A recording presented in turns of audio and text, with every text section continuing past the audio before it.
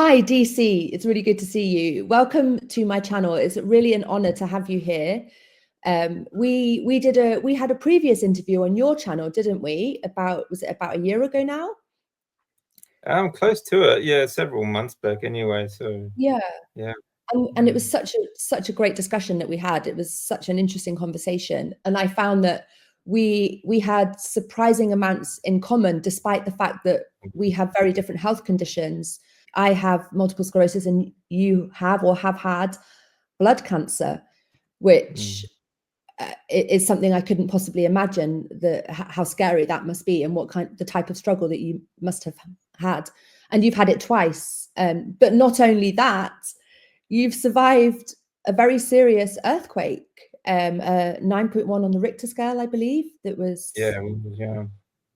14 years ago. Yeah, 14 years ago now.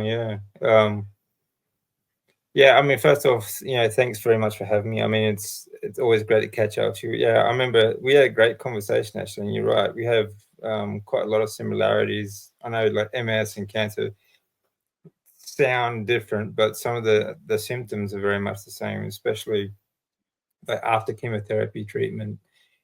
I had that real sort of dementia brain sort of going on and couldn't speak and things like that. So yeah, there's quite a few things we had in common actually, but and the fact of trust in the medical system or not trust in the medical system, because you are I'll hand the floor over to you in a minute, but I just want to highlight the fact that you are currently medication free and living your best life, having survived all of these things that are absolutely unimaginable to most people.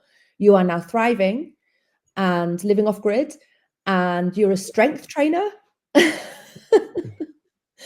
And well, I was before I was diagnosed as well.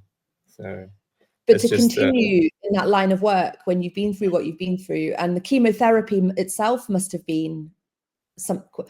Let me hand over to you, please, if you would do us the honor of telling us your story in as much detail as you feel comfortable. Yeah. Please do tell us your story. Yeah, And sure.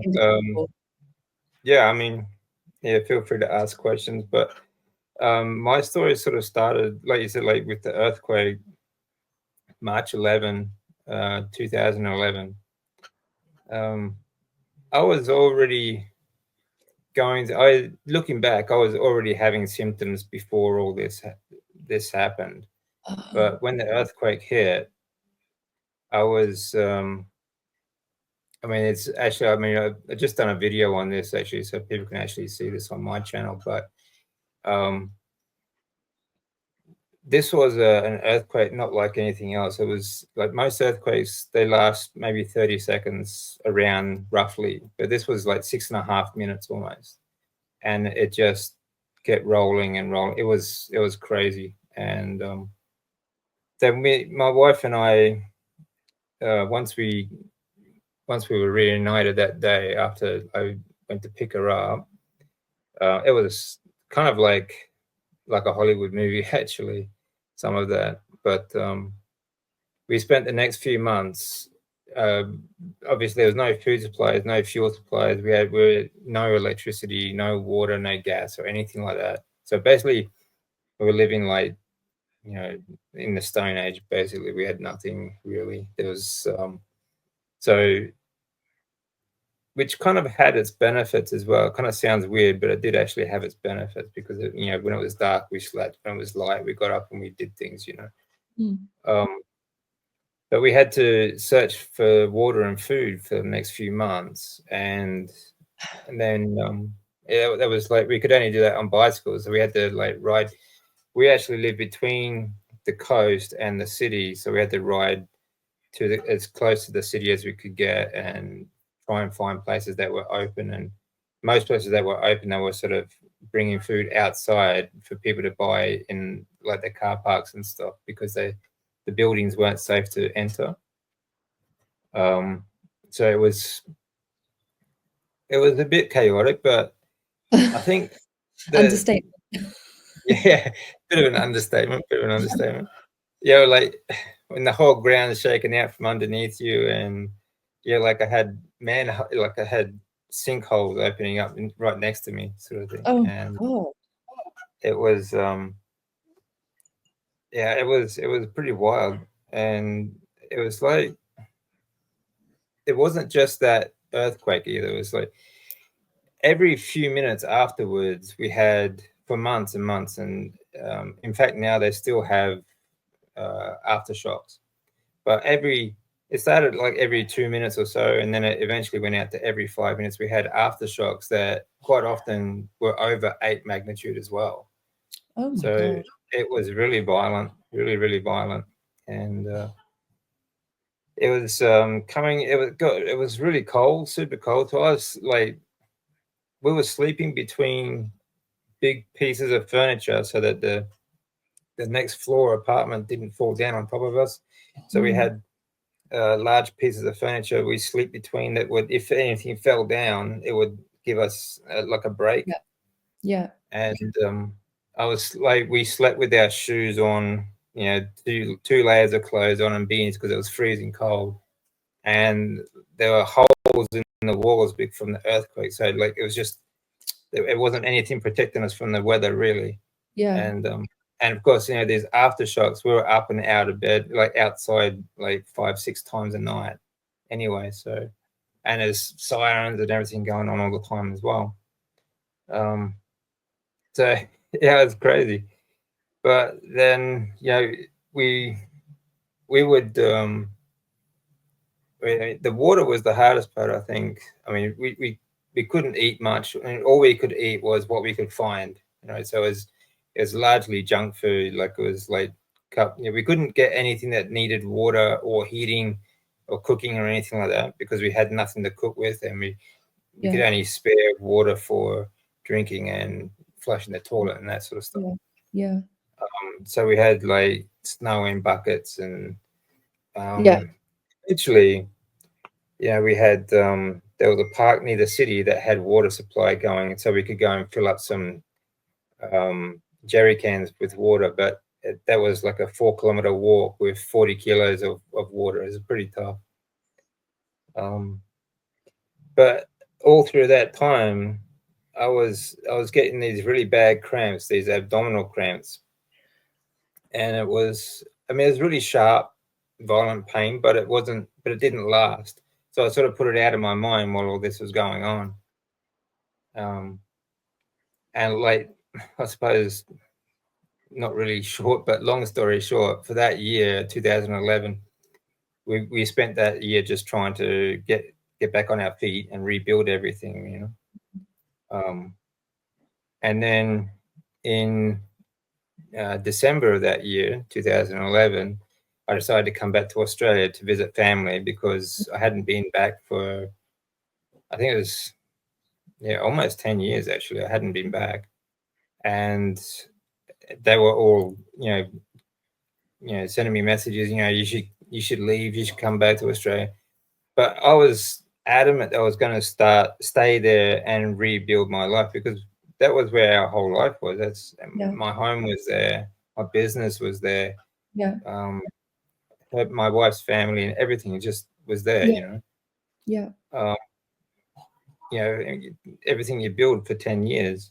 Yeah. And then, so I came back just, I mean, for no other reason really, just to show them I was fine. And I decided when I got here, I was sick again. As soon as I got off the plane, I had a flu, and I was really just tired. I was getting all through the year. I thought it was just, you know, I'm getting old and it's tired. I'm getting tired. You know, I was 38 now, so you know, these things happen. And you know, for the last 9 months or so, I couldn't eat very good food. It was all just what we could find. But I figured, well, I'll get a checkup while I'm here because I was quite sick. And they took blood tests. They gave me some cold and flu medications, and then away I went. But then the next day, this was actually arrived here on the 21st of December in 2011. And so I was actually pretty lucky to get in to see the doctor at the time.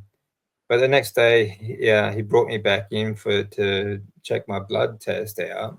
and then he seemed confused because I was very fit, and I had quite a large, I was quite muscly, I was quite big, and lean. But so he thought there was something wrong with the blood, so he put me up on the bed and started feeling around my abdomen, and then all he said was, "Look, when do you go back to Japan?" And I said, "Well, I go back in a couple of weeks. On the 4th of January is when I was due to go back." And he said, "Well, you know, I think you should stay here until you get this sorted out." Okay, well, like, what is it? And he's like, well, he couldn't tell me. So He didn't tell you? no, he couldn't. I mean, he was just a GP. I mean, he wasn't a bad guy, I guess, but he just had no idea what the problem was, you know. So he ordered some tests. I had an ultrasound done and an X-ray done, and then they sent it to a hospital in the city, because I was staying at my dad's place where I am now in the countryside. It's about a 4-hour drive to the city, and they so like the first thing I did was I went home and I called my wife because she was still in Japan, because at the time she couldn't afford to get time off work, or we didn't really have the money for her to travel with me either. But I called her and just let her know I might not be back in time, well, on the 4th anyway. And so then after that, she decided to come out, and she was due to come in to Australia on the 3rd. Sorry, on the 4th. Yeah, the day I was due to. No, the 3rd. Sorry. And then the same night she arrived here in Australia to see me, I got a call from the hospital in the city, because you know, over Christmas nothing much happens, right? Yeah. But they gave me a call. She had just arrived. It was like a really long flight and then a really long drive. I couldn't make the drive. It was kind of funny. I couldn't make the drive to pick her up because I was sick. So my dad went to pick her up. My wife she couldn't speak English at the time, and my dad can't speak Japanese. So it's a very long drive, 4-hour drive, and they can't say a word to each other, you know. I can imagine, very uncomfortable. Yeah. Yeah. Yeah. But oh well, it can't be helped, you know. Yeah. So anyway, I couldn't go in that night because Can I I ask, couldn't. do you speak Japanese? Yeah. Oh. So, a little bit. I mean, I had forgotten a lot actually, but I am starting to practice again now. So, but we went in the next day, and you know, like you go into a public hospital here, and you expect to wait for hours and hours, but as soon as I walked in, like 10 minutes later, they had me in a bed lying down, and like I was surrounded by a team of doctors, and they're all telling me all this stuff, all this gobbledygook, and I'm like, what is it? What's going on? Sort of thing. And I just basically what it was, they just wanted to do a barrage of tests. And anyway, a week later, I was diagnosed with very high stage 4 follicular lymphoma, which is a type of blood cancer. Sure. And it was, I mean, a total shock. Like, Yeah. I mean, the day before I left, I was still hitting the gym, and I felt pretty fit, you know. I was like throughout the year, like I did have days where it was a struggle just to do anything, but other days I felt great, and so it's just, you know, this fluctuating. Yeah. But I didn't really think about it. It didn't really connect at the time. I had other things to think about, you know. Yeah. Especially that year. And why would you think that? Why would you imagine that was happening? Yeah, that's right. I mean, people with cancer are really sick, and you know, like they can barely get out of bed, right? So yeah, that wasn't me. Yeah. But yeah, there were complications attached to it because I had it wasn't just that it was follicular lymphoma. I had a large tumor wrapped around my aorta that was so big that it was sitting on both of my kidneys, and it had killed my left kidney, and my right kidney was only flowing at 12%. Oh my God. Yeah. So this meant that there was maybe a 2% chance of me surviving in the next 3 months without treatment. Oh my God. Yeah. And I just had no idea. I mean, I had some pain but it never lasted that long. And I had trouble. I had a really low immune system. I was getting flus and colds all the time, but I didn't think it was that dramatic, you know? And it was just when they told me this, I thought, okay, well, all right, fine. What do we do now? Like, just dose me up, cut the tumor out, and let's go. You know, it should be right. Yeah. But no, unfortunately, with follicular lymphoma, it's untreatable, it's incurable, and it's with. I mean, it's not only incurable, like it's with you for the rest of your life, and you can treat it, but the more you treat it, or the heavier you treat it, the shorter your remission periods will be, and the more aggressive it becomes each time you treat it. The problem was that I'm also already very high stage 4, which means it requires very heavy treatment to actually even help it.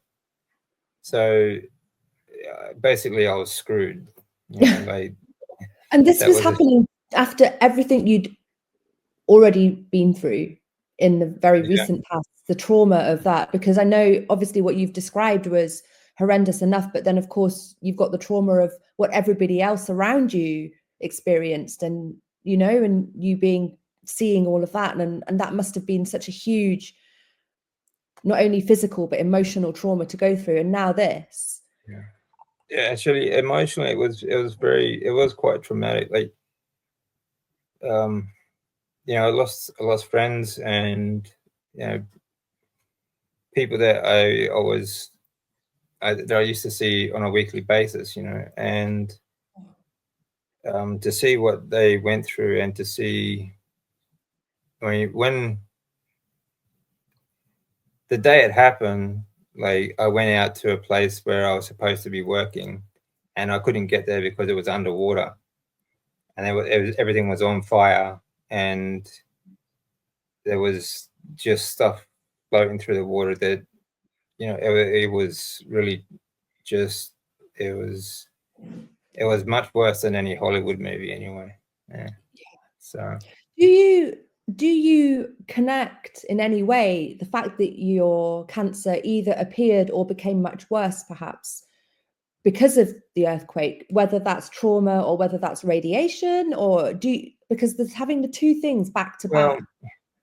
Yeah, I mean, I know a lot of people try to connect that, but I think like, I was already having these symptoms well before the earthquake.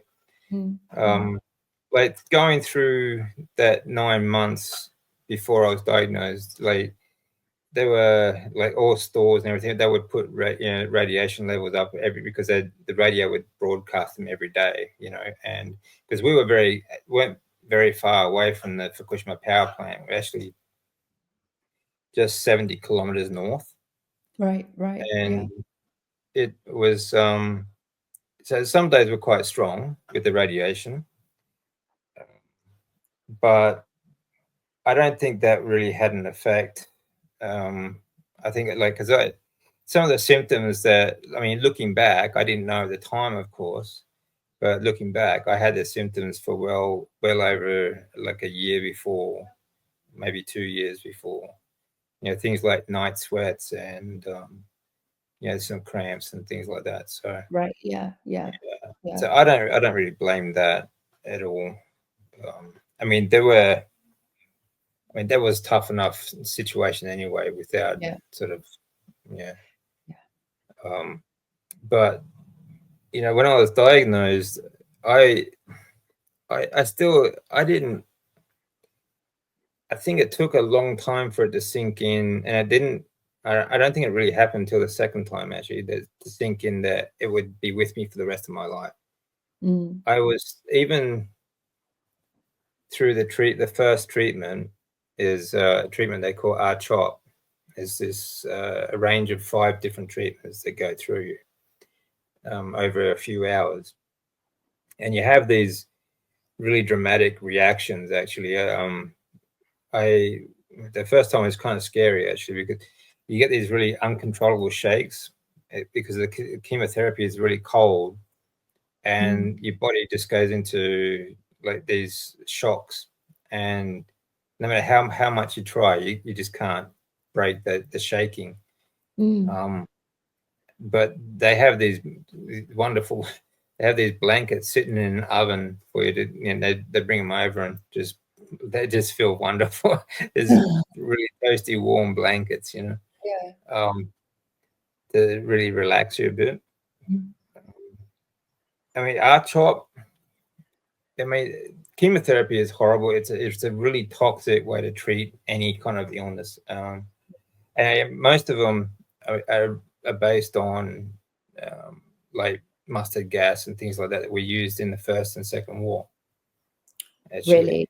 I didn't know that. Yeah. So what? Yeah. I mean, looking back, I mean, if I'd known back then, I probably wouldn't have done it. Really? Really? Yeah. I think of it as like pouring bleach on weeds in the garden. Just bleach pretty everywhere. much. Yeah. Kill everything.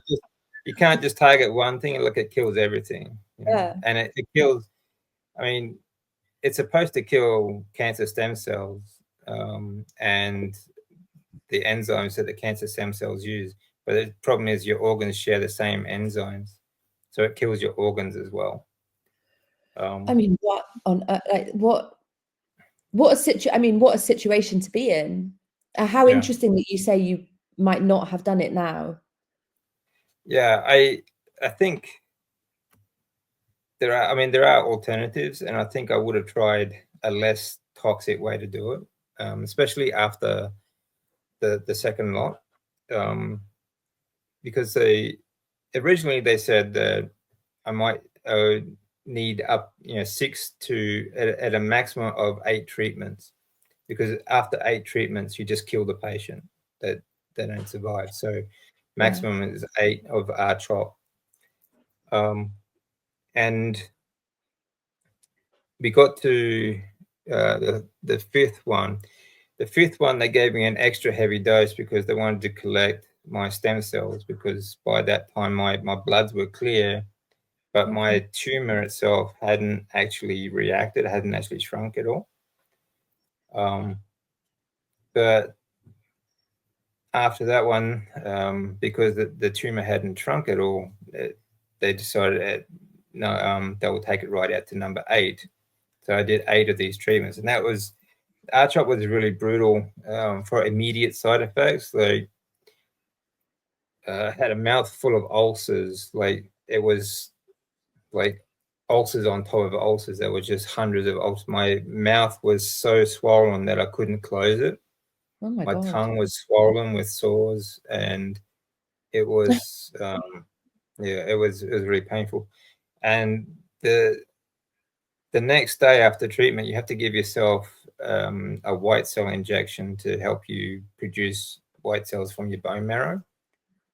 And after that, you just get like a bone shattering pain, like that from your. It feels like your bones are going to shatter. Oh my God. Just lying in bed, like the weight of your body is going to shatter your bones. That's what it feels like. And when you're vomiting a lot, I mean, you're really vomiting a lot on chemotherapy, on heavy dose anyway. I mean, there's a lot of different range of chemotherapies, but when you do heavy dose like this, you are vomiting quite constantly. Yeah. And it feels like your whole skeletal system's coming up with it, you know. It was really painful. Bloody hell. And started getting about the fourth one, I developed what they call white coat syndrome. And that is when just the thought of going back to the hospital, like on R-CHOP, you're on a 21-day cycle, and like for about 5 days before the next treatment, you start to feel normal, like you start to feel okay again. But then you know you have to go back and do it again. It's like that just knowing that makes you feel sick. Yeah. And certain smells, like I couldn't handle like hand gel smells or people's BO or just any kind of smell that reminded me of the hospital as well. It just would make me sick. You know?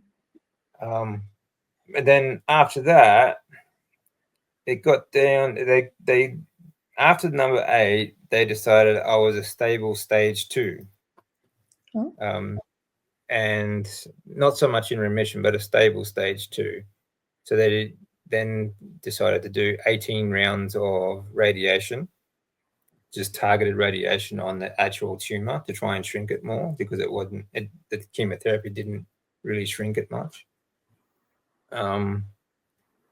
And then after that, so I did that every day for 18 days, 18 business days. And so the next month after that, they put me on. So throughout this period, I kept thinking, well, I'm just going to get through this, just one more sort of thing. And I'll be done. Like once I'm in remission, I'll go home to Japan and we'll start our lives again, you know? Yeah. And that was always in the back of my head. Like I was never, there's always those days where you think, well, I don't think I'm going to get through it. You know, I think this is it, sort of thing.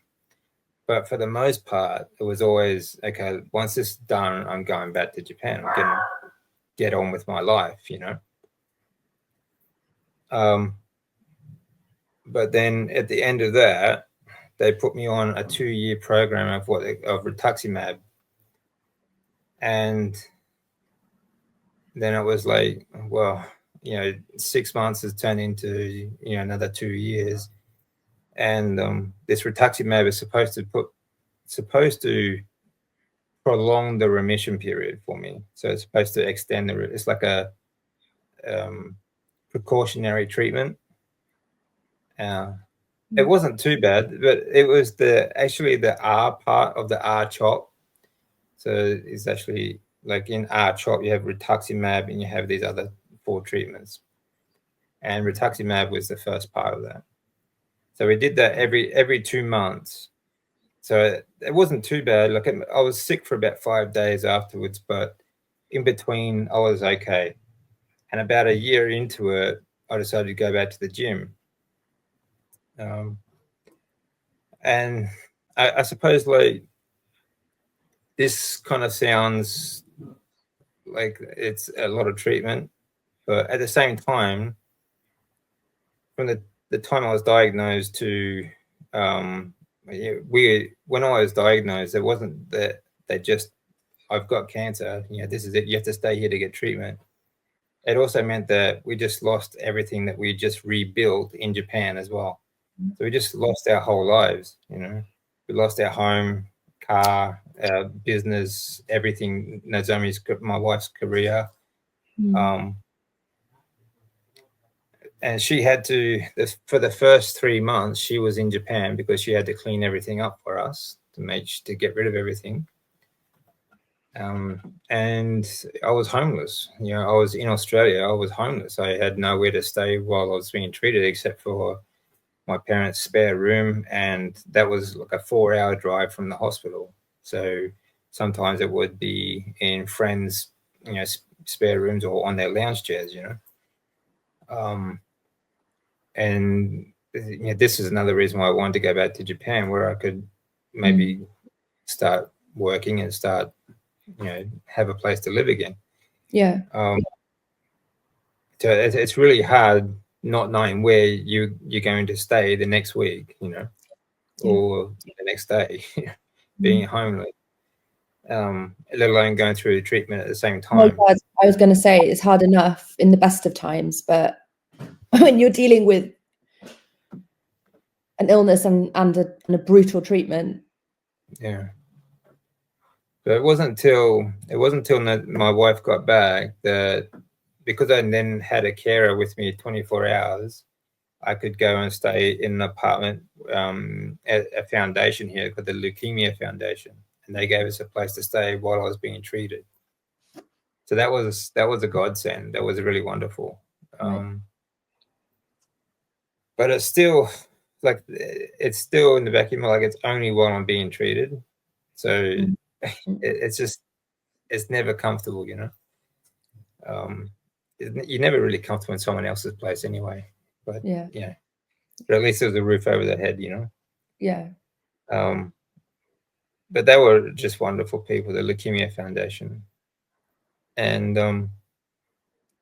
they eventually, when my treatment did stop or went to the rituximab treatment, they had actually bought an old house that they were going to build on, and they let us move in there and stay there for a while as well.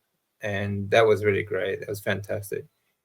So I was just on, like in Australia, they gave me a disability pension. So it wasn't really much money to pay rent and or find a place to live, you know. But a year into the rituximab treatment, I was feeling pretty confident. Everything was going well. Like, I was having blood tests weekly. I was having scans done every month, and then I was having treatment every 2 months, and everything was going pretty well. My tumor was shrinking still. I was down to about a year into it. My tumor was down to about 50%. Right. Originally, it was quite big. It was about the size of a football. You know. What? Yeah. So I actually still have the record at my hospital for the largest tumor they found. So, yay me! I got it. Yeah. But yeah. Could you see So it? no. I mean, it's still there. You know, like, it's still wrapped around my aorta. They can't operate on it. Right. Okay. So that was the only hope I had, was to shrink it down, because they wouldn't operate. But when we got to it was about November in 2013, and I was stable. I was still stage 2, classed as stage 2. I had a lot of side effects that I was still dealing with from the R-CHOP, because, you know, it does a lot of organ damage. You know, I had heart problems. I had mental clarity problems as well. They have what they call chemo fog. You just can't think, and you know, you're trying to have a conversation, and like you're trying to think of something, and something else would come out. You know, like, it was like, it was just a really weird feeling. You couldn't hold a conversation. You know. Yeah. So this was going on for a long time, and then in 2013 November, everything felt pretty stable. Everything was good.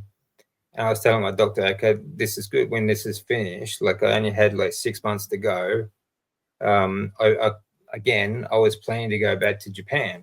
You know, I was going back to the gym now, even though I was still in the rituximab treatment. I was doing pretty well, I thought.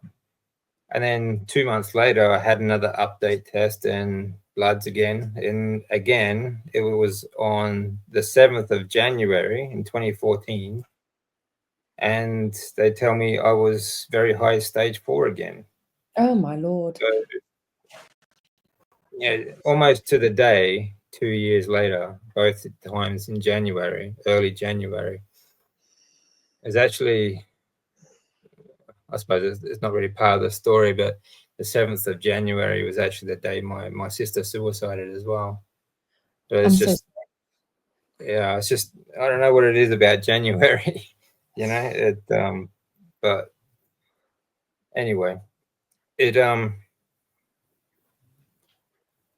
was it was really, that was almost heartbreaking. You know, it was just done 2 years of chemotherapy treatments, and I've gone through all these tests and I've gone through all these side effects that I was dealing with already, and now they're telling me I'm back to square one. How absolutely demoralizing that must have been. It was absolutely demoralizing, because, like I said, I was still feeling like, okay, once this is done, I'm going back to Japan, you know, every time. But they keep extending the treatment, you know.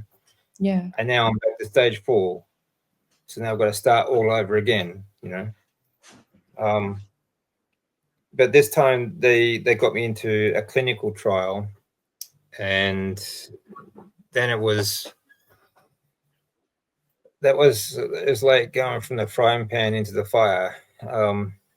This was a drug called bendamustine. It's not a new drug, like I said before. Like, this is actually a direct development from mustard gas that they use. That's where it gets the mustine, the bendamustine. Oh, okay. Yeah. But I didn't know that at the time. I just thought it was chemotherapy, you know. Yeah, they're not going to tell you that. No, that's right. No, that's right. I'm sure they probably didn't know though either. So, but it was,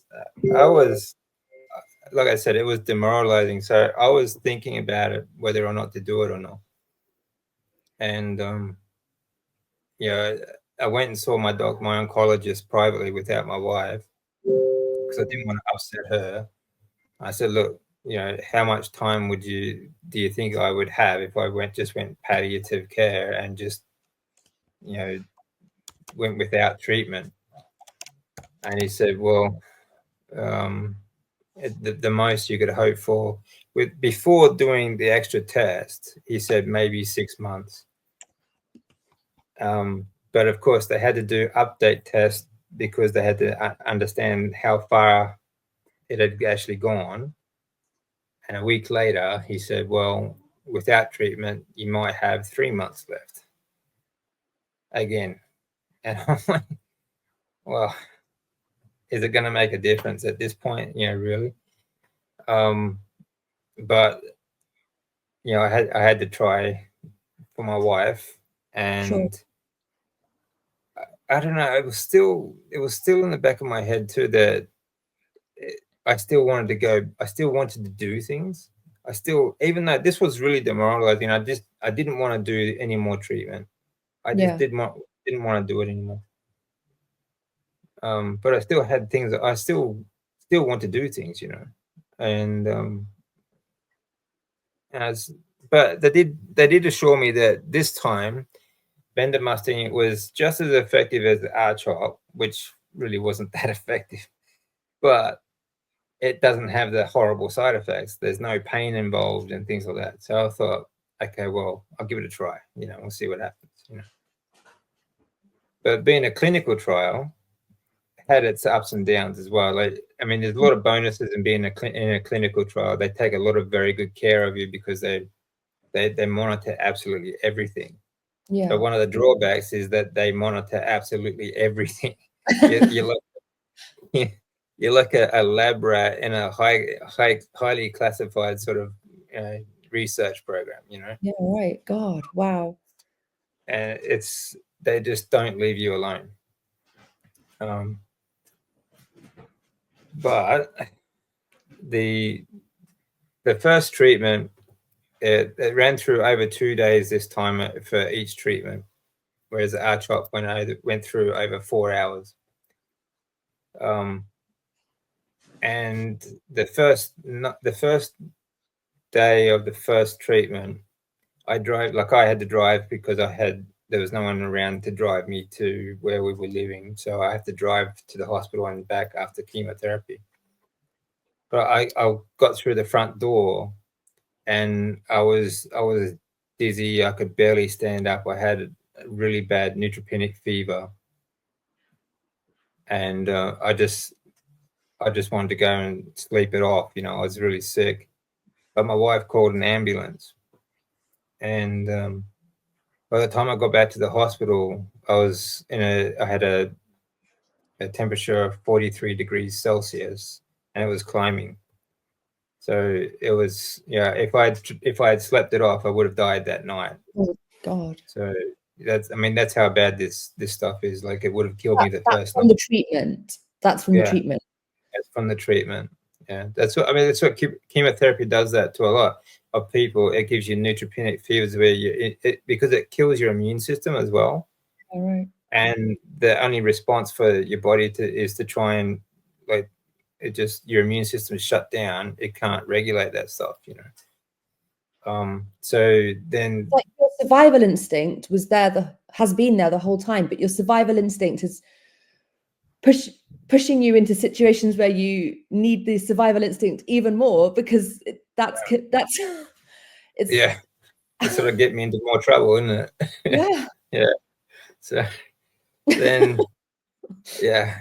So I spent the next 3 days in hospital, and they gave me the rest of my treatment the next day. Because I mean, going through this stuff, they have a program that they set out for you, and they don't deviate, whether it's working or not. They just don't deviate. And I think that's what really does a lot of damage to most people. So the next treatment, they brought my fevers down. They gave me some painkillers and a lot of fluids and all this sort of stuff. And it stabilized me overnight. And then I went home, and I sort of recovered from there after 3 days. It wasn't as painful. I didn't have the mouth sores, or I did have the vomiting, but it wasn't as bad. And I didn't have the bone pain that R-CHOP had. But then the next treatment was exactly the same. And this time, like, I had a neutropenic fever before I even left the hospital. And so from there, they kept me in for another 4 days. And yeah, the worst part actually is the food. You know, the hospital food. While you're in the hospital, oh my God, I couldn't eat it. It was horrible. I mean, that was one blessing that after treatment, yeah. Was that because the food was bad, or because your appetite was gone, the nausea, or? Well, that was the blessing part. You know, like, I couldn't eat anyway because of the chemotherapy, but the food itself, like, I mean, before my treatments even started, and like in the first lot of R-CHOP, before that even started, I was in hospital all the time anyway for tests and stuff. But the food was like, I don't know, it was like year-old pancakes, and you know, it's just it was nothing but carbs. Yeah, it was bad. Like, before, like, looking back, I realized it was true, but at the time, even then, I knew they were trying to kill us with the food, because it was just so bad, you know. I was sorry to interrupt. You just reminded me of when I was in hospital having my eyes tested. Well, initially for a brain tumor and then for MS, and I was in hospital just for 5 days. Nothing compared to what you've been through. But I remember that I discovered the halal menu, because the hospital food, this is Britain, you know, it's really nothing to write home about, and it's very, very bland, very, very horrible. But I discovered the halal menu, and I had like all these curries. It was amazing. Wow. I should have told him I was Muslim. Yeah, exactly. But go back to your story. That was just stuff like it was stuff like, you know, tin baked beans and spaghetti, and like, I would say like month-old toast, you know, because it was so cold and stale. But it's not actually funny, is it? Because this is people who are sick. They need proper nutrition. Right. Yeah, that's right. I mean, they need they're craving proper nutrition to try and get their health back. It's not like it's just a long haul flight. It's people who are fighting for their lives. And it's bad enough you're being poisoned by the medications and the treatments and everything else.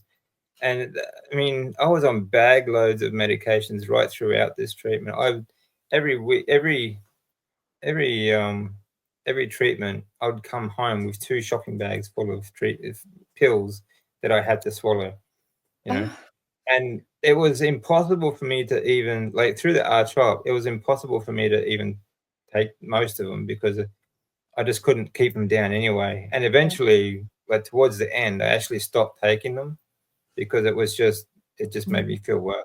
Mm, mm, And mm, I think that's one thing that actually helped me a lot, actually. mm. Your body just said no, no more. Especially now. Yeah, that's right. I just couldn't do it. Yeah, So, yeah. like, I would literally, even for the white cell injection, I would literally some days I would be standing at the kitchen sink because I'd be throwing up just thinking about taking these pills or taking the injection. Yeah. And I literally some days I would be standing there for almost an hour trying to convince myself to take them. You know. Yeah. So eventually I just figured it's not worth it. Yeah. But even while treatment's running through our veins, like they've got us hooked up to, they're bringing around foods like on this little, you know, like a dolly cart, you know, and it's full of cakes and soft drinks and, you know, all the sugar you can imagine, right? Packets of lollies and candy bars and chocolate, Just and to make sure your tumor is nice and fed so that they can pump it full of expensive drugs and make even more profit off it. yeah, that's right, exactly. You know, just got to keep feeding that disease, you know. Yeah. And it was just shockingly bad. It really was. Yeah. But I mean, even then, I mean, as a coach, you know, I knew it was just disgusting food, and yeah, I mean, but now it's like it's. I think it's a crime against humanity. Yeah. But Yeah. at the time, yeah, my second treatment was the same as the first, but this time my fever started before I even left the hospital. So I was in hospital for the next 4 days, but it didn't stop them from treating me. And then I went home and recovered. And the third one was the same. I was in hospital again. This ended up being going right through the whole 8 treatments. This was much the same, 6 to 8 treatments, same as the R-CHOP. The problem is, by the third one, my arms, my treatment arm, my left arm, was starting to fill up with blood clots. And I ended up with blood clots from my shoulder all the way down to my wrist. And they were so thick that it looked like a 3D road map. Like it was really, really, really thick and high, like all the way down my arm. So they figured they couldn't do that in their left arm anymore. So then they did the right arm for the next treatment, and it did exactly the same. So then I've got both my arms full of these long blood clots right from my shoulder right down to my wrist. And you know, this time because of the clinical trial, we're doing tests weekly. So I've got all these chemicals from the tests going through me as well as the chemotherapy, and it just made me feel so sick. Yeah. And by the fourth treatment, they figured out that none of it has worked. My cancer is actually, it's not working towards the tumor. It's not working towards the cancer. My cancer is actually growing through this treatment. It's nearly killed me. You know, every treatment's almost nearly killed me, and all it's doing is feeding the cancer.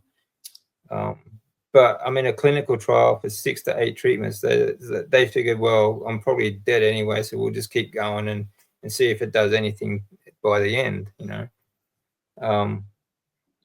And so we did the full 8 treatments, and you know, like I started talking about like brain fog before, like with brain like chemo fog, there was no way. I wasn't thinking anything about, okay, if it's not working, why do we keep going, sort of thing. Or I just, yeah, you don't have the capacity to think yourself out of the situation when you're struggling with. Capacity, yeah. I just didn't have the capacity to think about it logically. Yeah. You know, I really couldn't even have a logical conversation with my wife. You know, I could barely get a string of sentence together. But by the 8th treatment, when they finally finished, they you know, every treatment was exactly the same. I was in hospital with these fevers and everything else. I was in quarantine for a couple of them because of how bad the neutropenic fevers were. And it had done nothing except that my cancer had just kept growing right through that whole period. So then they decided, well, okay, it's time for a stem cell transplant. And that really worried me. Even with the chemo fog, that really worried me. But honestly, I don't think I really had a choice either. By that stage, I had suffered a lot of damage because of the treatments that didn't work. I still had blood clots all through my arms. They put a port into my chest. So on the right side, underneath my skin, it's like a little plug where they can just plug the chemo in, and it's directly has a direct line into my heart, so it can pump it out faster. Which was kind of scary because, after filling both my arms with blood clots, then having it pumped into my heart, it was a bit of a worry. But then the stem cell transplant, they had to put another tube, what they call a Hickman line, with 2 lines into my heart on the left side. And it's just 2 tubes that hang out of my chest, and they have 2 connectors. And the idea is that they run through, for the first week of the transplant, they run through one lot of chemotherapy drug for 24 hours at a time. And in the other tube, they have like morning and night, have 2 other forms of chemotherapy over a 3-hour period for the first week, for 7 days straight, just non-stop chemotherapy. And then on the 8th day, they reintroduced my own stem cells.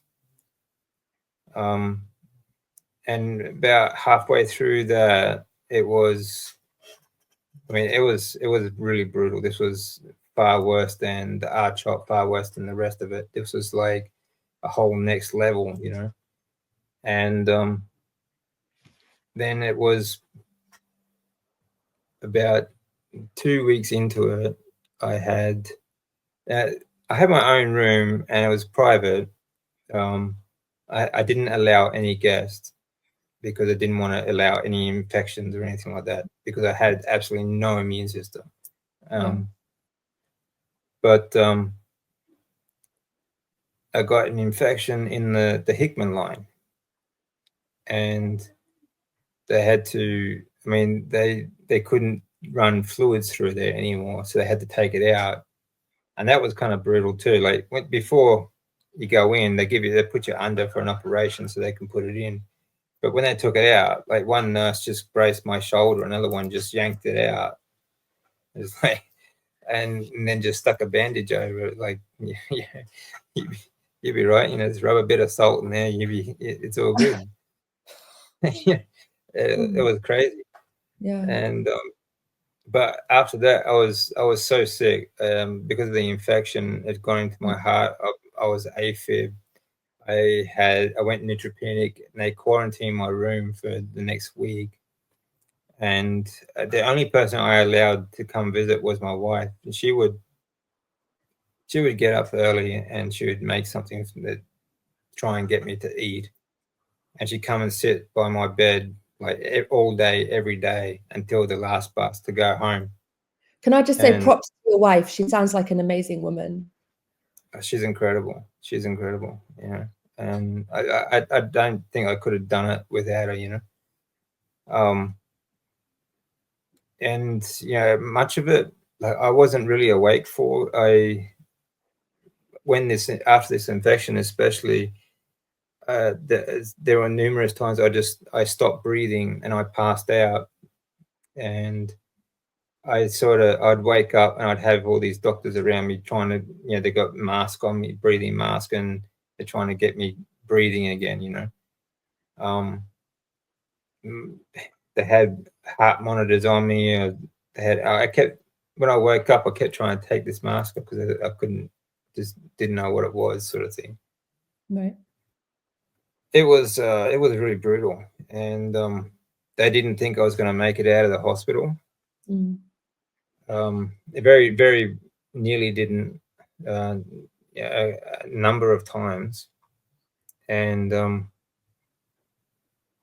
it ended up being, it was supposed to be 4 weeks I was in hospital. It ended up being 6 weeks that I was in hospital, and then from there, like, I was that much chemotherapy.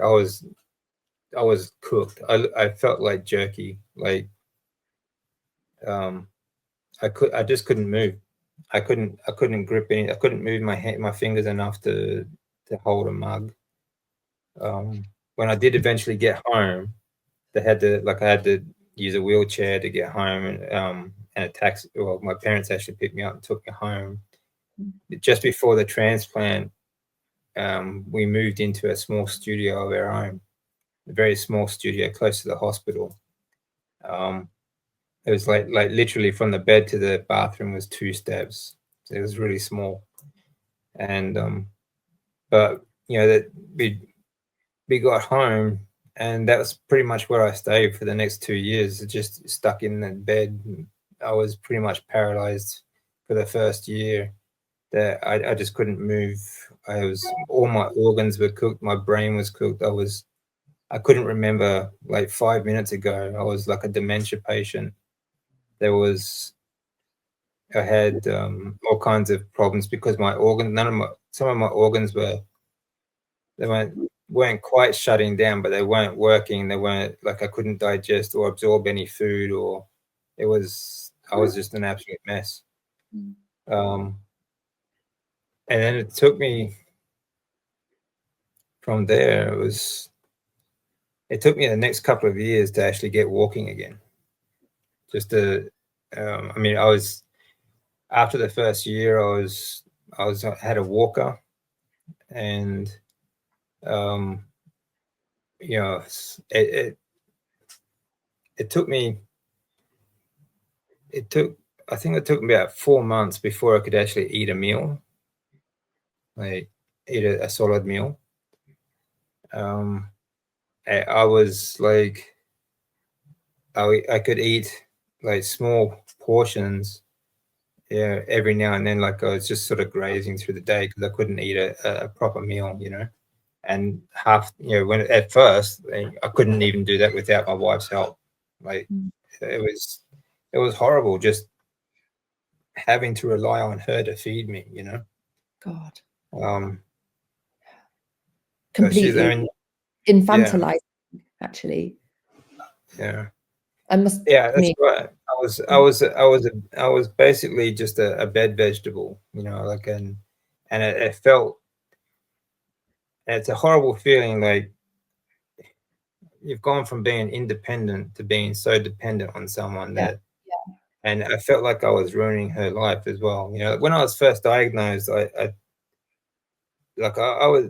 told her, look, if you want to stay in Japan and don't decide not to come back, I totally understand that. I totally respect that, and I told her several times, like, if you feel you want to leave, that's fine.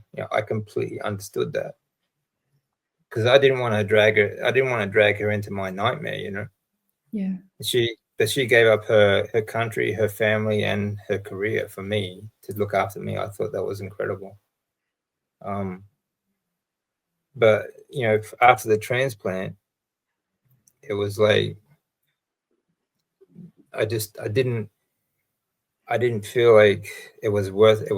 I mean, it was depressing. Like, all I was doing was like just staring up at the ceiling all day. That was all I was doing, it all day long.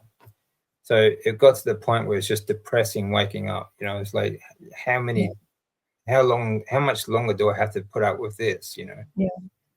And every time I woke up, it was like, oh, geez, another day of this. So there's a lot of years in between there and now. I mean, it's been almost 10 and a half years now in remission. But like, after that treatment, it was like, beforehand, I was always very much fat phobic, and yeah, that's what led to my diagnosis. I think it was just a low fat diets my whole Right. life. Right. Okay. Yeah. Like even when I was a kid, like we'd never had much food in the house anyway, but it was always carbs and very low fat foods. And my mum tried to make us vegetarian for a while as well, you know. So it was my whole life is just a low fat diet, you know. And I was fat phobic, you know. It's you know, even in the fitness industry, it's always about low fat diets, you know. It's and high protein, you know. So you get protein poisoning, you know. Yeah. It's crazy.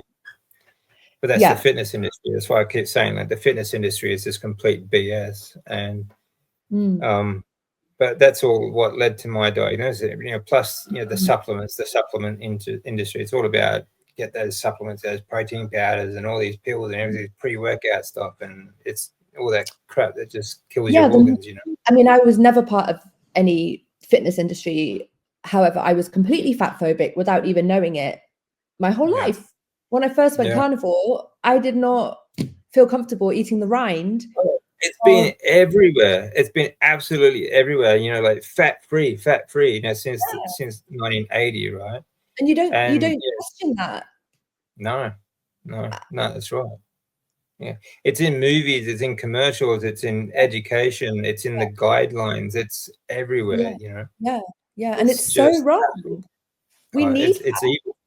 It's evil. It is. I mean, there's so many things that people like. Everyone keeps saying like all these, you know, the biggest scam against humanity, you know, climate and everything else. But honestly, like the food industry is the biggest. It is the biggest for sure. And I think the food industry has killed more people than anything else in any, in all wars combined. You know. So, personally, I think there's many angles of attack on us. That's the way I see it. But I think for me, diet and food is the one I was least aware of. Put it that way. Yeah, that's right. Yeah, well, it's all about, you know, they keep telling it's just about calories, you know. So if you it doesn't matter what you eat as long as you just, you know, don't eat too many calories, that sort of garbage.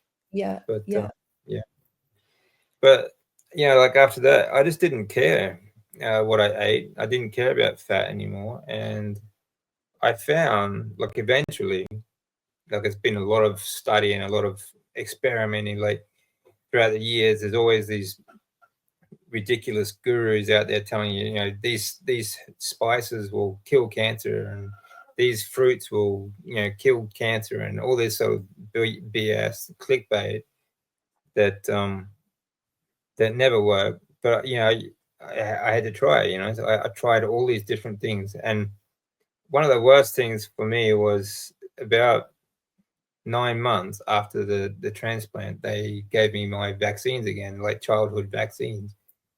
And I was starting to make some progress, but after these vaccines, my immune system shut down. Oh my God. So from there on, I've been just struggling to try and rebuild my immune system. Yeah. So I've just been trying all these different things, and I measure it with all my bloods because I have bloods, you know, at the time I was doing bloods every week. And this is the thing about follicular lymphoma. You live blood test to blood test. You can't plan past your next blood test because it might be back, you know. It's with you for forever, and you don't know when it's going to come back. So out of the last 10 and a half years of remission, you know, 9 years or so was, you know, we're living blood test to blood test. Yeah. And at first that was every week, and then eventually every 6 months. But we could never plan past that, you know. And it's really not much of a way to live because you just, I mean, what you can't have any goals or make plans for the future or work towards anything because you're just waiting for that next blood test, you know. But I found eventually that the more fat I ate, the better I felt. You just discovered that yourself by accident. Yeah. Because at the end of the day, like if it's a choice of having the so-called heart attack or having more chemotherapy, I'd rather the heart attack. Bring it on.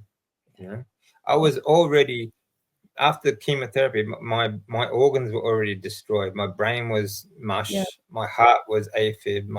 The rest of my organs, I wasn't producing hormones properly. It was just a mess. I had severe IBS. If I have a heart attack now, like, who cares? Yeah. Bring it on. So eventually, like, after years of experimenting, trying to get my body moving again, I settled on a high-fat, ketogenic style diet. My wife's Japanese, so we did eat a lot of Japanese dishes too. Like, we love seafood, but we have it with rice and things like that. Yeah. I always made that the smallest portion. And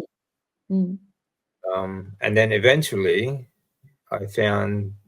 Well, I just went back to what I thought was as close to a caveman style sort of lifestyle or diet as I could. And then eventually I found this carnivore community. I found Sean Baker, and then Professor Thomas Seyfried. And then I thought, okay, like, when I first heard about the carnivore diet, I thought these guys are just idiots. Like, there's a difference between good carbs and bad carbs, and ridiculous. It's just that old mindset. We're programmed. Yeah, that's right. It's the old programming. You got to have fiber. I had such bad IBS. Like, at first, after the hospital, I was going to the toilet. Like, I had to rely on my wife to carry me to the toilet, but I was going like up, sometimes up to 10 times a day. Right? Because nothing stayed inside me. It just went straight through me because none of my organs were working. And I had such, after the transplant, I was burnt inside out so badly that all the skin from my esophagus and my stomach was coming up and around my mouth and my tongue was all peeling. I had thick layers, really, really thick layers of skin coming up from inside that destroyed my gut biome, destroyed my gut completely, destroyed my digestive tract, my esophagus, everything. It was burnt out. I felt like a lizard, like a snake shedding its skin from the inside out. I was red. It's astonishing that you're still here, and not only still here, but thriving. Yeah. Well, it's amazing that I don't have. I have low blood counts because after chemotherapy, it destroys the bone marrow's ability to produce platelets and things like that. So I'm still dealing with that, and but I have no symptoms compared to where I started, and on zero medications. So, and how long did that process? So you started eating more fat and noticing some improvements, and then you discovered the carnivore community, and then how did that play out? What was the timeline of? Well, it's 10 and a half years. It's kind of a long story, but it took me to start walking again. Took me 2.5 years. Like, walking at a pace that I could keep up with my wife, and she's 5 foot. You switched to carnivore. Sorry to interrupt. No, I was still much a ketogenic sort of style diet, but I was eating more fat. I was just eating more fat than after the transplant. I was craving meat. Was the big thing. For the first time in my life, I had meat cravings. I never craved it before, but like, even in the middle of the night, I would get my wife to cook me a steak. And I didn't know why. I just wake up and I have to have some meat. I knew I needed protein because I needed to rebuild everything. But at the time, I didn't realize just how important the fat was. I didn't care at the time. Because I figured you know, I'd only be alive for another week or so of this anyway. Surely I can't survive this. So it didn't matter, you know. So I did eat other foods. It didn't really matter to me at all what I ate because I was dead anyway. Yeah. But for the most part, what I was really craving, the only food that I really felt like eating was meat and fat. You know, you know, the thing is, I really learned to listen to my body more. You know, because my body was telling me what I needed. You know, and what you it took didn't me. need. Yeah, that's right. Yeah, exactly. I mean, I never wanted that junk food that hospital gave us anyway, because I just never liked that stuff. Yeah. But when it came to recovery wise, like on timeline wise, it like about 2.5 years on like more fat than I had eaten in my whole life. Right, I was eating more fat after the transplant than I had ever eaten before in my life. But it was a slow process because, like I said, I had really bad IBS. None of my organs were working properly, even my gut. So what food did go in didn't stay there long until I found a probiotic that would help my stomach to settle a bit. And eventually I found that sauerkraut was very good for that as well. It was really good for restoring my stomach and digestive tract. And like I went from just sauerkraut went from like 6 to 8 times a day on average to just 1 or 2, you know. And I think at about the 5-year mark, between that time, I actually put on a lot of weight. I got quite fat because I was in bed, and that was basically where I was stayed. Just I couldn't do anything. About a year and a half into it, though, like I started breath work, like just really mild, easy breath work. Because I actually discovered Wim Hof, and that really helped me to get my lymphatics moving and to get my muscles moving, because I was so dried out and cramped up. I couldn't breathe. So I had to practice breathing. I had to learn how to move again. And so I was doing sort of exercise, like bed exercises, basically. And but eventually, that helped me get moving, helped me get to walk to the walker, and then eventually walking. But I was still quite fat. I put on, because I lost all my muscle because of the treatment and a lot of bone tissue as well. So everything that I put on was just water and fat. But I ended up ballooning up to about 140 kilos, which, for my height was, made me quite big. And then, when we started walking about 2.5 years later, my wife would go for a walk every day to a park nearby. And first it just started just walking around the block, because that's all I could manage, and then, eventually, and it wasn't every day, it was every couple of days or so. And then eventually the walks got longer and longer. But that sort of went on for another couple of years, and about the 5-year mark, I went back to the gym, and then, because I was a bit more, I had to start very slowly, of course. I had to start like an absolute beginner again. Yeah. But the difference was that the motivation, like when I got back to the gym, the motivation was there to clean up my diet a bit, and to at that time too, I'm thinking, well, I'm doing pretty well. I've made it this far. And I wanted to know why as well. Why am I still here? Why aren't I dead? And I'm still living blood test to blood test. Every 3 months I'm getting blood tests done. So that's all we can sort of plan. But it keeps coming back stable. It's not good. It was very, very low, but it wasn't getting worse. It was stable. So that went on for quite a number of years.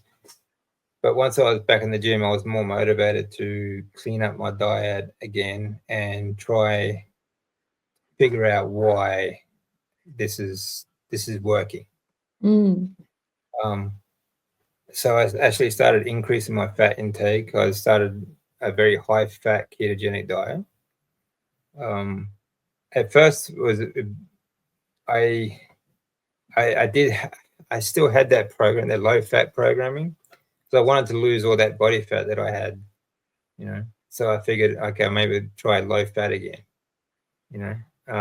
But then when I did that for a few months, and my bloods just dropped dramatically. So then I figured, okay, it's got to be the fat, because that's the only thing I cut out.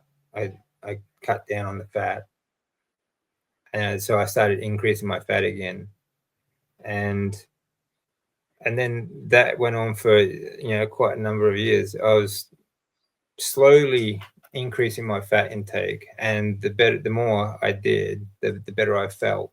So I felt really good about doing that. And then about 2.5 years ago, I found I found the carnivore community, and I thought they're a bunch of lunatics that just don't know anything about nutrition or the body and that sort of stuff. Then I found Sean Baker, and I thought, okay, I'll give it a chance. I'll read it and I'll see what he says about it.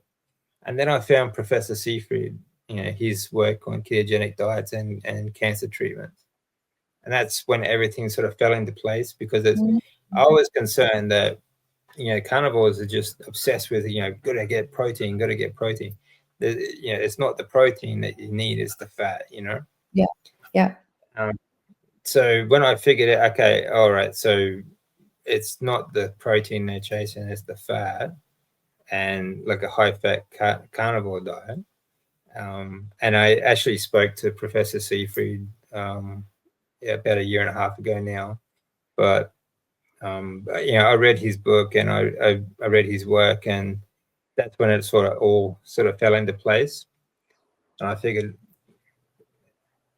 it was frustrating that I didn't think of this sooner, or that I didn't feel like or I didn't know about this stuff sooner. Like if I had known about this 20 years ago, I could have avoided this whole thing, or but the thing is, I'm just grateful that I know about it now, and that I managed to survive long enough that I could find this. And now, I mean, I've actually got really good organ function. My heart is no longer AFib. I have much better mental clarity. I have, I couldn't speak for a long time, for at least for about a year after the transplant. I couldn't get the words out, it was like my tongue just didn't work. My speaking is not great, but it is getting better. And I continue to feel improvements, my blood continued to improve. I still have, like, there's more to it than just diet. I did a 8 habits video recently, a couple of days ago. I do, and I think that they all play a very good role in my health recovery as well. Yeah, I agree. I feel like diet is so fundamental. It's completely foundational. Maybe that's not that you can say one's more important than the other, but if there had to be one, I would say start with diet, sort your diet out. But then there's still other dimensions of healing. And your channel is amazing for researching and presenting all the different aspects of healing. I highly encourage everybody to subscribe to DC's channel, DC Learning to Live. For that, what an incredible story of survival. Like you really know what you're talking about. You really know what it is to survive the unsurvivable. And well, look where you are now. That's the thing too. Like, I think mindset wise, a lot of people will tell you that it can't be. Like, people tell me all the time, like they were telling me that you're dying. This is it. Make preparations. before each treatment started, they told me I had to make a will. And but I figured, like, they don't think it can be done because they haven't seen it. That doesn't mean that you can't do it. Yeah. You know, like, I try not to let other people's expectations put limits on me. Yeah. You know. Yeah. And I just think that, you know, there's always something to look forward to. There's always, I keep thinking, like, the earthquake taught me that, you know, your whole world can change inside 6 minutes. Right? Yeah. Wow. In that case, it went bad, but that doesn't mean that you can't change it around either. You know, you can flip the switch. You can still make changes. You know, and I think that no matter how bad off you are, like, I mean, I was dead basically, but you can improve. I think if you just keep trying, you can make some improvement. You may not be able to. You may not be able to be 100%, you know, but you can. You know, every improvement is still a bonus, you know. Absolutely. And keep trying. And now you're in a position where if you hadn't been through all of that, I mean, I don't know how do you feel angry ever about the years that were not really. No. I get frustrated with myself for not knowing better, but you know, you don't know what you don't know, you know. Well, exactly. Yeah. And now you're in a unfortunately, position to help other people by sharing your testimony. Yeah. That's very meaningful. Yeah. And it's not like I mean, we were just educated this way as well, you know, like the propaganda that, I mean, like we said before, that it's everywhere, you know, it's the guidelines, and the guidelines are more powerful than people understand. Like, they are in every doctor's office, in every school, in every, even at college, like when I studied sports science, there was the guidelines, the basis were the guidelines. You know, you have to have fiber, you have to have vegetables, you have to have fruit, you know. My dog's going to start barking. That's nice, right. and quiet, nice and quiet. I'm on the telephone. He understands the word telephone. That's good. That's all right. That's carry on. Yeah, but that's the way it is, you know. And people are still teaching it. People are still teaching this crap, and you see it on YouTube all the time. You know, these so-called influencers that tell you what's healthy at Costco and what's healthy here and what's healthy there, and they have absolutely no clue what they're talking about. Yeah, it's really frustrating. But for me, I mean, I suppose, I think people should be angry at why these things are in place, you know, like the powers that be and all that sort of stuff. But honestly, I'm just grateful that I know it now, and that I'm in a difficult situation. Like, I've just turned 52 yesterday, and I'm starting a whole new life. Yeah, thank you. But like, I'm trying to rebuild my whole life now, you know, like. Yeah. That is all right. So, like, it's difficult. It's a difficult situation, but you know, I've been through worse. Like, it doesn't faze me that much, you know. So, I'm so sorry. It's because it's nearly, I won't say the word, or they'll start barking even more, but the word that begins with D and ends in ER, it's that time. So that's why they're getting restless and they're barking. No, yeah, we've gone a bit late, actually, so that's all right. Listen, I hate to I hate to end our interview at this point, because there is so much to talk about here, and I would love to have you back on again and to continue some of these avenues of discussions that we've opened up. That are just, there's just so, I mean, there's just so much to discuss here, and I just wanted to say also that I think anger has its place, doesn't it? Anger is that survival instinct. It's that fight. But it can then, if you get consumed by anger about things that you can't change, that's when it tips over into, you know, self-destructive, I suppose. But Yeah, for sure. you know, I do think there's a place for anger, and I think it's when you direct it at the right, yeah, you know, the right target, should we say? yeah, that's right. You need to focus it. Yeah. I mean, through treatments, I did get angry. I was angry about it being sick. I don't like being sick. No one does. No one likes being sick. No, Right? no, But no. I was angry about it because I was supposed to be fit and healthy, you know. Yeah. But you are now, yeah, against all the odds. yeah, And yeah, that's right. I really wanted to talk as well about your off-grid life and where you're at now. But maybe we could just have another conversation sometime Yeah, soon, sure. and do a part 2. Yeah, sure. Yeah, anytime you want. Yeah, it's fine. That Yeah, would I be mean, great. it's kind of difficult to I mean, like the last 14 years into Absolutely. And the things that 1 you've been hour. through are deserving of going into the detail, to get that depth of understanding of precisely what has gone on here and the different levels of it. Like, frankly, it's one of the most incredible stories of survival, and not just survival, but thriving, that I've ever heard. It's astonishing, and it's been an absolute honor to have you on my channel and to have you share your The honor is story. mine. Oh, thank you very much. I really appreciate it, actually. And it's always good to have a chat too. So Yeah. Well, thanks for having me. Thank you. And yeah, let's book in a part 2 sometime soon. Oh yeah, for sure. Yeah, That would be anytime you amazing. want. Okay. Great. Anytime Okay, you well, want. take care then, and I will go and feed these dogs before they start again.